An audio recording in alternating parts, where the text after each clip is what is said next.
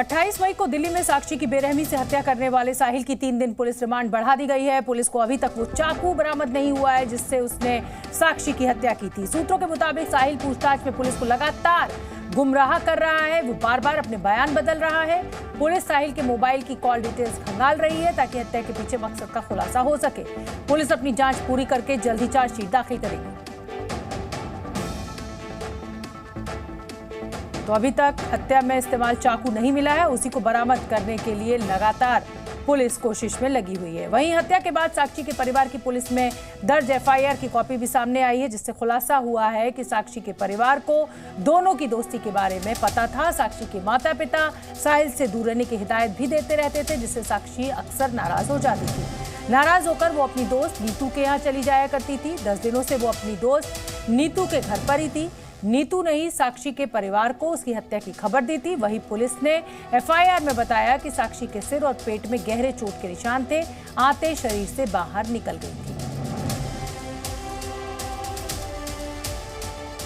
जी news ने साक्षी की मां से बात की है। उन्होंने बताया कि अगर उस दिन किसी ने हिम्मत की होती तो आज शायद उनकी बेटी जिंदा होती।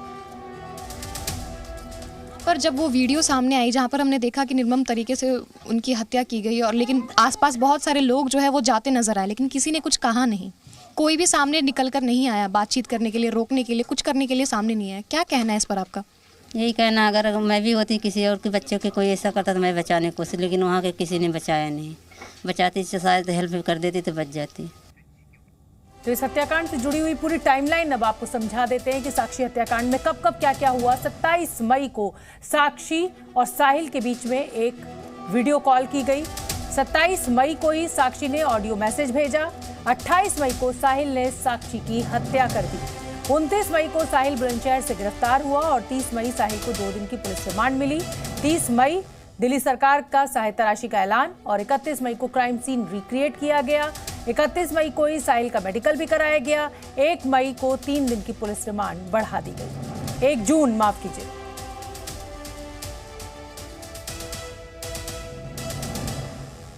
और इसी बड़ी खबर पर नीरज गौड़ जी न्यूज संवाददाता हमारे साथ लाइव जुड़ रहे हैं। नीरज, 3 दिन की पुलिस रिमांड और मांगी गई पुलिस के द्वारा और वो मिल भी गई है अभी तक, लेकिन चाकू बरामद नहीं हो पाया है, क्या वजह है? देखिए, मैं आपको बताऊं कि शोभना, लगातार दिल्ली पुलिस की जो टीम है वो लगातार आरोपी साहिल खान से पूछताछ कर रही है। उसके बाद में आज उसे फिर से जज साहब के सामने पेश किया गया था। उसके बाद में दिल्ली पुलिस को 3 दिन का जो पुलिस रिमांड है वो मिला है। और वहीं पर पुलिस का ये भी कहना है कि इन 3 दिनों के भीतर वो तमाम जानकारियाँ जुटाने की कोशिश की जाएगी जिनको दिल्ली पुलिस को अब तक नहीं मिली है। जिसमें सबसे पहला ये है कि जिस आला कत्ल से साक्षी की हत्या की गई थी वो पुलिस को अब तक बरामद नहीं हुआ है।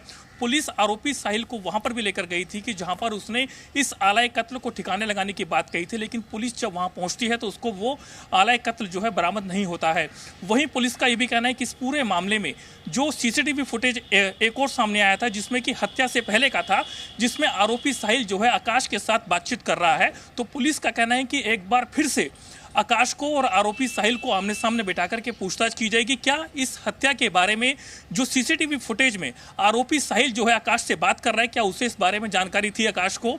क्या उसमें कोई रोल है आकाश का? और वहीं इसी के साथ में एक परवीन नाम का शख्स भी इसमें सामने आया है, जिसमें कि जो साक्षी है उसके हाथ पर उसका टैटू लगा हुआ था, तो उसके बारे में भी जानकारी जुटानी है। और उसी के साथ में तमाम ऐसे सबूत हैं वो लगातार पुलिस जो है इकट्ठा करने की कोशिश कर रही है।